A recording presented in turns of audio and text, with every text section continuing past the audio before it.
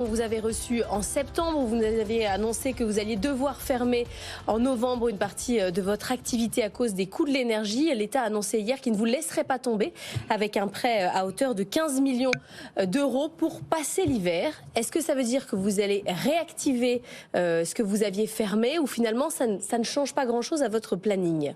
En fait, passer l'hiver, c'est un raccourci puisque les prix de l'énergie pour cet hiver, notamment pour les mois de décembre, janvier et février, ont descendu mais sont toujours autour de 1 000 € le mégawattheure. À 1 000 € le mégawattheure, c'est impossible de continuer à produire. Donc, il n'y a aucune remise en cause de cette mise en veille du four qui est opérationnelle depuis le 1er novembre.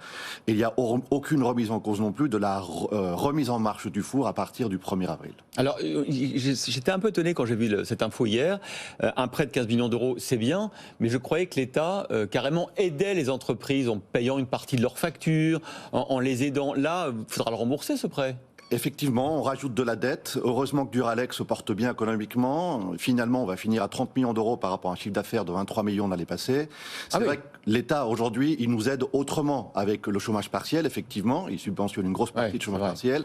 Et d'autre part, avec ce mécanisme qui s'appelle le plan de résilience Ukraine, sur lequel Duralex devrait cette année toucher 800 000 €. Et l'année prochaine, comme le mécanisme a été reconduit, on estime que ça sera autour de 1 million d'euros. Ça, c'est de la subvention pure et dure.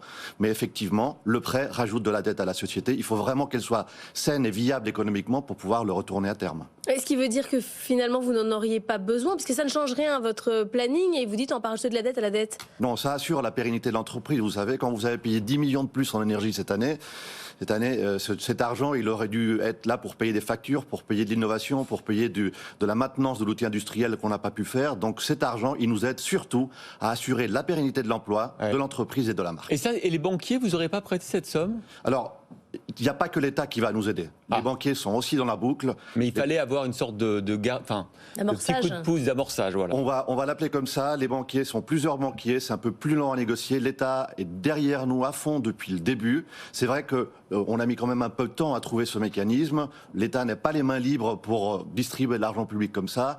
Il est soumis à des mécanismes européens. Aujourd'hui, on voit que ça se débloque et nous, on est très contents d'avoir cet argent.